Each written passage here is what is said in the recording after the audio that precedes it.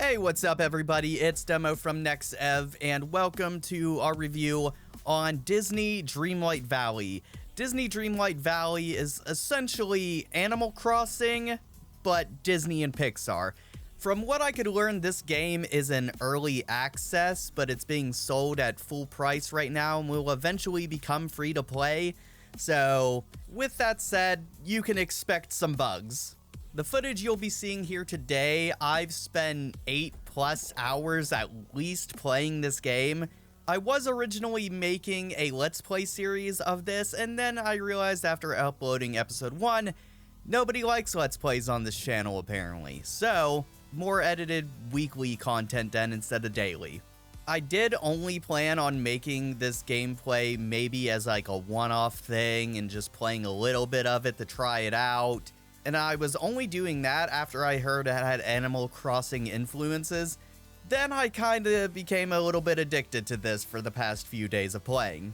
You start this game off by creating your character, and I gotta say this is probably the best Disney character creation I've ever seen in my life. Not that I've seen many, but it really does make you look like you belong in the Disney/Pixar world. And after that, it presented us with the intro. You move out from the city and back into your childhood home, where you find your old childhood play area.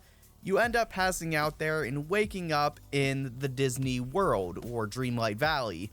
In Dreamlight Valley, all the Disney characters and worlds have become kind of broken, forgotten, and either characters have vanished or went back to their own worlds based off their respective films. And the valley falling into darkness and the characters getting some sort of disease called the Forgetting. As the name implies, the Forgetting makes characters, well, forget. So your goal as the Dreamlight Valley's new what I would call resident or owner is to go around, fix up the town, and collect memories while slowly returning all the Disney/Pixar characters back to the world. It's essentially Animal Crossing. It's Animal Crossing. But it's Animal Crossing with improvements. So get used to me saying the phrase, it's like Animal Crossing, except followed by fill and change here. After getting past the intro and getting all the tools, your fishing rod, your shovel, your pickaxe, etc., the world's really kinda open to you now.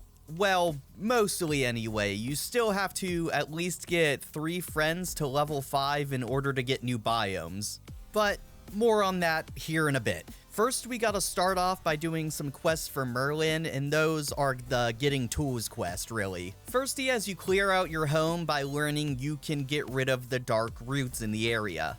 Once this is done, you can finally enter your crap shack that you call home. Get rid of the roots and garbage in it, and you can finally get your first memory. Memories are one of many collectibles in this game, with a reminder that this game is in early access and there is going to be a lot added to it.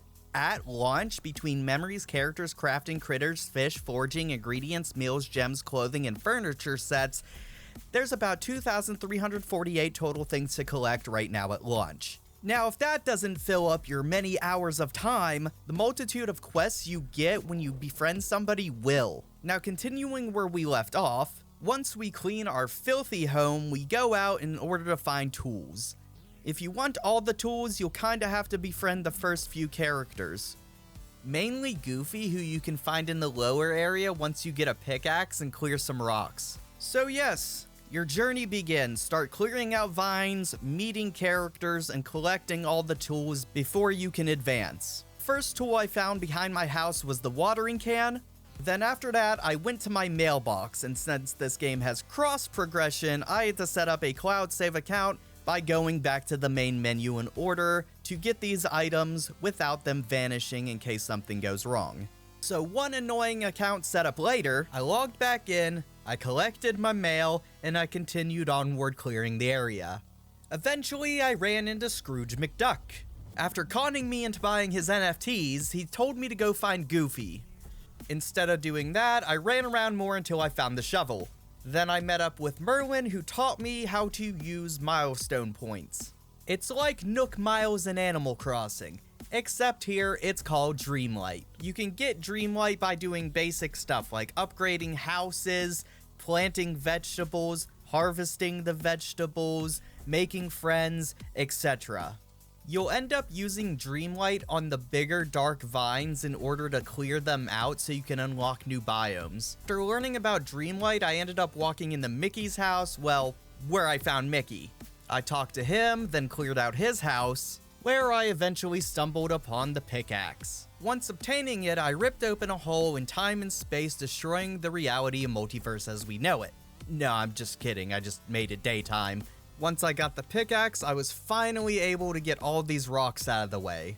I then learned that I have precious inventory space in which I used all of it, so I had to go home and use my storage space, in which I also learned is only so many slots as well and is even worse than my backpack. So yeah, there was a problem there. You can eventually expand your inventory by buying backpack slots, and when you upgrade your house, you get more storage slots in your house.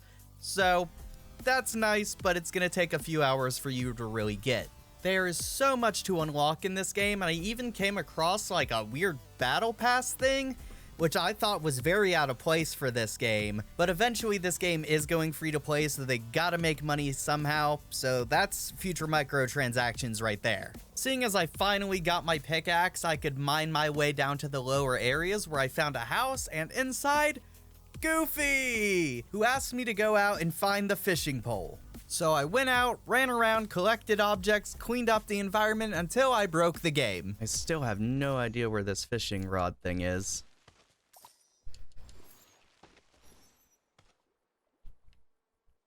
Oh.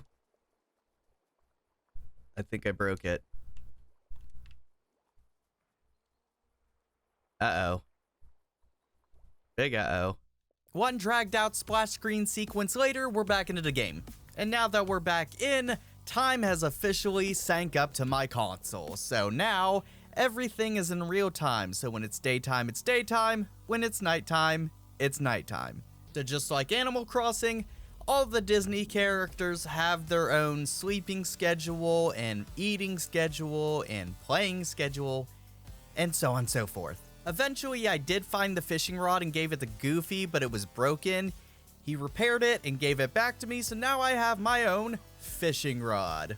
The rest of the tools was really just lying around so you could go around and find them. I'm not gonna spoil every single one. One of the most important things you can do in this game though is level up your friendship with other Disney characters. This won't only just net you rewards, but every time you get a character to level 2, you can assign them some sort of like class job thing where they give you bonuses if you're hanging out with them depending on what trait you give them and what character it is.